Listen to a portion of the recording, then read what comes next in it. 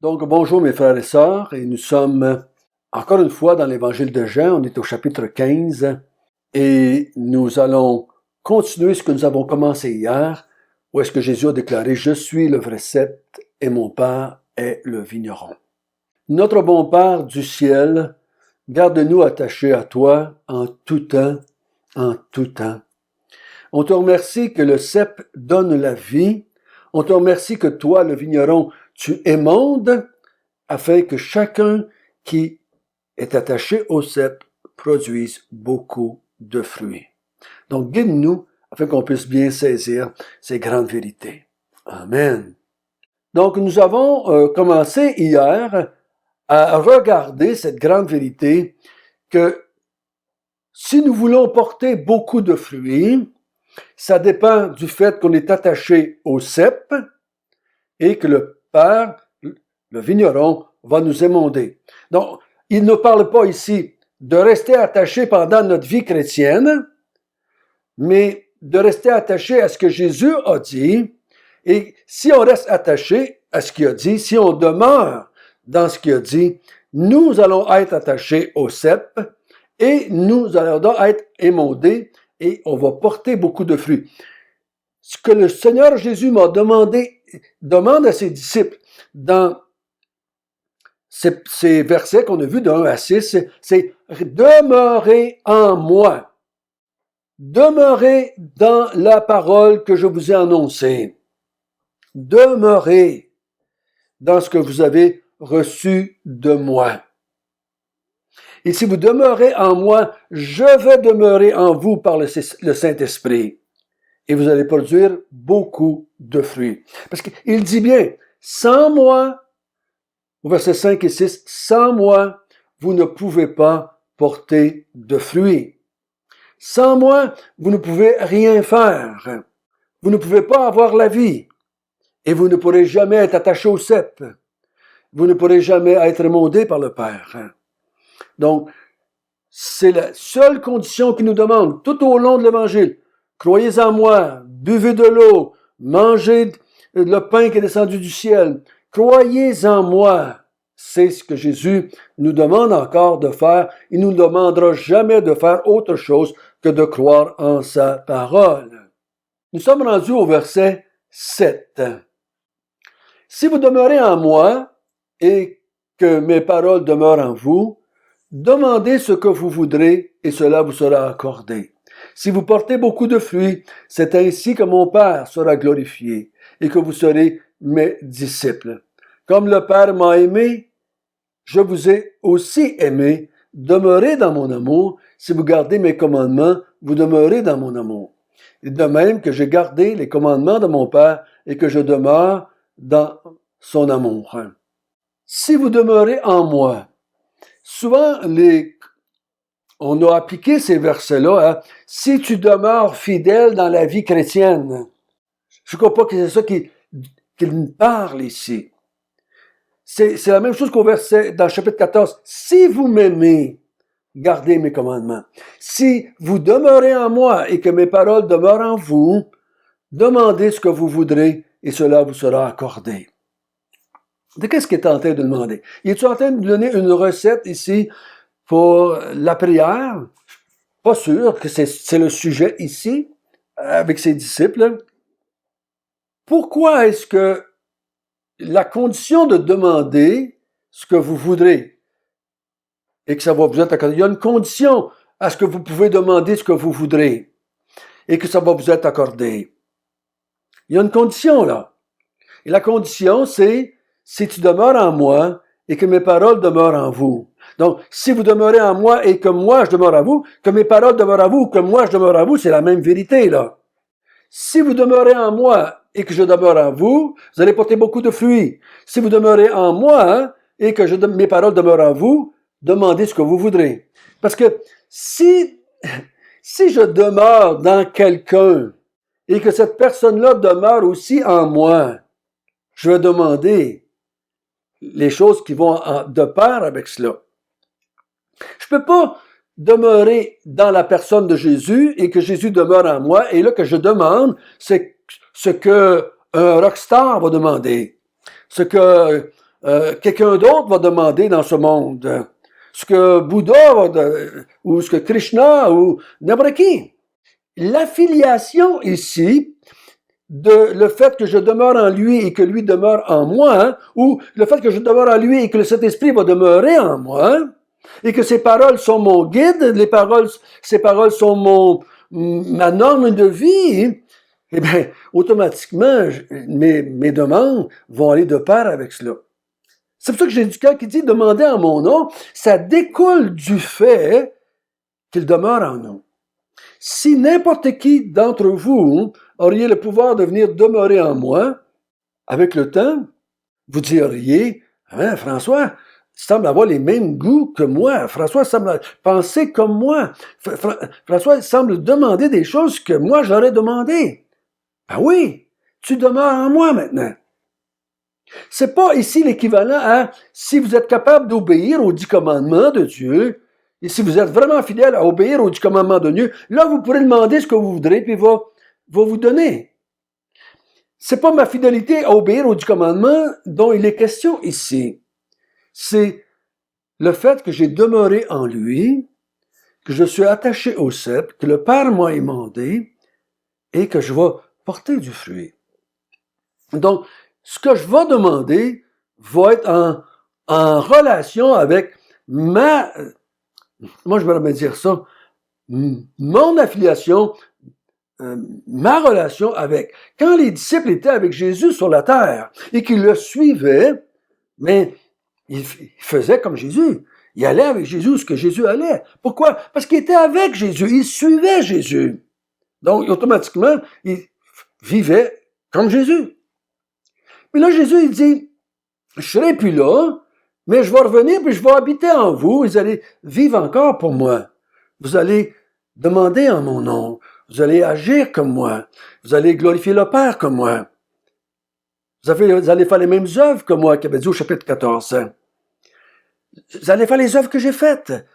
Et nous, on associe ça trop souvent à ma capacité de faire une bonne vie chrétienne. Non, sans moi, vous ne pouvez rien faire. Tu ne pourras jamais rien faire par la force de ta volonté. Mais quand quelqu'un d'autre habite en moi, je vais parler, vivre comme lui. Attention ici, je ne suis pas en train de dire que je deviens Jésus et que maintenant je suis divin et que je ne fais jamais de péché. C'est pas ça le but de notre texte. Je ne dois pas aller voir ça dans le texte ici. Au verset 8, « Si vous portez beaucoup de fruits, c'est ainsi que mon Père sera glorifié et que vous serez mes disciples. » Voyez-vous, si vous portez beaucoup de fruits, on l'avait vu dans les premiers versets.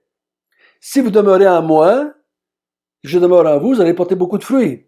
Si vous êtes attachés au sceptre, le Père va vous émonder et vous allez porter beaucoup de fruits. Donc, ici, il dit, si vous portez beaucoup de fruits, donc si vous êtes attachés au sceptre et que le Père vous a émondé, vous allez porter beaucoup de fruits. Et là, mon Père va être glorifié. Et c'est ainsi que vous allez être mes disciples. Je ne peux pas être un disciple de Jésus si je ne porte pas beaucoup de fruits et si je ne glorifie pas le Père. Je porte beaucoup de fruits, je glorifie le Père, je suis reconnu comme un disciple.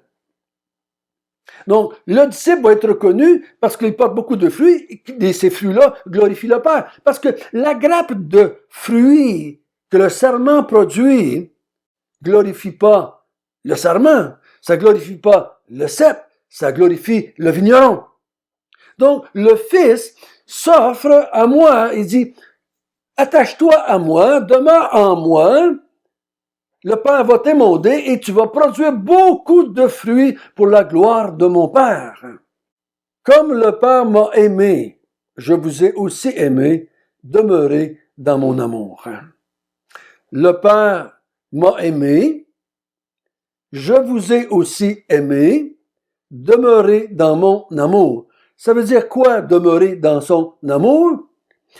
Vous vous souvenez, au chapitre 13, on avait vu, ayant aimé les siens pendant qu'il était sur la terre, Jésus met maintenant le comble à son amour. Et là, il va l'expliquer au verset 10. Si vous gardez mes commandements, vous demeurez dans mon amour. De même que j'ai gardé les commandements de mon Père et que je demeure dans son amour. Donc, il explique le verset 9 par le verset 10. Le Père m'a aimé, il m'a donné des enseignements, il m'a donné des vérités, il m'a donné des paroles que je devais vous enseigner. Je vous ai aussi aimé en vous disant ces paroles-là. Maintenant, demeurez dans ces paroles-là. Gardez ces paroles-là. Croyez à ces paroles-là. Si vous gardez mes enseignements, mes commandements, si vous gardez ma parole, mes instructions que je vous ai données depuis 3 ans, et attention, si je prends l'Évangile de Jean, les instructions, c'est pas comment tu vas faire pour éduquer tes enfants, c'est comment tu vas faire pour aimer ta femme, voici quelques leçons, comment tu devrais témoigner, voici comment tu devrais donner d'argent à la dîme, voici qu'est-ce que tu devrais faire avec les pauvres dans ta... C'est pas ça que dit dans l'Évangile de Jean. Dans l'Évangile de Jean, il a dit, moi et le Père, nous sommes un. Je suis descendu du ciel, tu dois naître de nouveau. Je suis le pain de vie, je suis l'eau vive. Je suis un avec le Père. Vous devez m'honorer, je suis la résurrection et la vie. C'est ça qu'il a enseigné. Marchez dans la lumière, croyez à la lumière. Comme moi j'ai gardé l'enseignement que le Père m'a donné et que je vous l'ai transmis, maintenant, gardez ces enseignements-là. Je crois qu'une erreur qu'on a faite, et que plusieurs font encore, c'est qu'on prend toujours le mot commandement pour le mot les 10 commandements. Aime ton prochain, ne mens pas, ne vole pas, ne tue pas, ne convoite pas, ne sacre pas. On a pris les 10 commandements, c'est comme si c'était la mesure. C'est pas ça dont il parle ici. Si je dois garder les 10 commandements de Dieu selon la loi de Moïse, la loi morale de Moïse, pour demeurer dans l'amour de Dieu, mais j'y arriverai pas. J'arriverai pas à demeurer dans son amour. C'est pas de ça dont il parle ici. Au verset 11, il dit, je vous ai dit ces choses afin que ma joie soit en vous et que votre joie soit parfaite. Donc, il parle à des gens tristes, des gens découragés. Je vous dis tout cela, là. C'est pour que votre joie soit parfaite. Ma joie à moi, c'était de recevoir les enseignements du Père et de vous les transmettre. Maintenant, j'aimerais que votre joie à vous soit parfaite aussi. Que vous receviez mes commandements.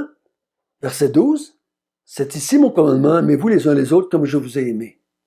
Je vous ai aimé en vous transmettant ce que j'avais reçu de mon Père. Maintenant, moi, vous avez reçu les commandements, votre joie va être parfaite parce que vous allez aussi les donner aux autres autour de vous. Ici, l'amour les uns les autres, ce n'est pas maintenant François est malade, va le visiter, François a besoin, donc donne-lui un peu d'argent, François est triste, prie pour lui. C'est pas de ça dont il parle. C'est aime les autres comme je vous ai aimé. Je vous ai aimé comment? En vous transmettant l'enseignement que j'avais reçu du Père. Ma joie est parfaite. J'ai reçu l'enseignement, je vous l'ai transmis. Maintenant, vous recevez mon enseignement, vous avez maintenant votre joie. Maintenant, votre joie va être parfaite aussi parce que vous allez le donner à d'autres. Vous allez aimer les autres. Vous allez aimer les uns les autres. Ici, là, je parle d'autres. On devrait commencer par les 12. Dans les moments qui vont venir, ce soir, demain, après-demain, rappelez-vous ce que je vous ai dit. Et le Saint-Esprit va vous aider à vous rappeler aussi tout ce que je vous ai dit. Et ça va vous aider à avoir de la joie. Et à avoir de la joie parfaite aussi, vous allez transmettre aux autres. C'est important qu'on comprenne bien cet enseignement-là ici. Je résume. Je suis le sceptre et vous êtes les serments. Si vous êtes attaché à moi, et vous êtes déjà attaché depuis 3 ans à moi, et vous avez reçu les paroles, et vous êtes pur à cause de ça. Maintenant, si vous restez attaché à moi, de cette façon-là, et que vous acceptez, et que vous continuez, vous ne faites pas comme Judas, en reniant, en rejetant, si vous gardez la foi que je vous ai transmise, le Père va vous émonder, et vous allez porter beaucoup de fruits. Je vais venir demeurer en vous. Demeurez en moi, et je vais venir demeurer en vous par le Saint-Esprit. Et vous allez porter beaucoup de fruits. Et vous allez aussi pouvoir utiliser cette parole que je vous ai donnée et vous la partagez, vous consolez avec ça, vous fortifiez avec ça, vous alimentez votre espérance, votre foi avec ça. Vous allez aussi pouvoir la partager à d'autres et votre joie va être parfaite. Donc, on parle ici de devenir des disciples, de devenir un serment, de devenir quelqu'un qui va suivre Jésus-Christ. Donc, ces 11-là vont finalement, oui, ils vont abandonner, ils vont renier, ils vont se cacher, mais après cela, la résurrection va venir et ils vont voir Jésus, ils vont comprendre Jésus, et ils vont recevoir l'Esprit Saint et ils vont porter beaucoup de fruits à la gloire de Dieu. Notre bon Père du ciel, merci de cette belle vérité. Merci que tu nous as aimés, Dieu, en nous envoyant Jésus avec son message qu'il devait nous apporter. Merci Seigneur Jésus que tu nous as transmis le message du Père. Et merci que tu nous donnes aussi le privilège et la joie de le donner à d'autres. Ô notre Père du ciel, merci que tu as rendu ça possible pour chacun de tes enfants. Amen.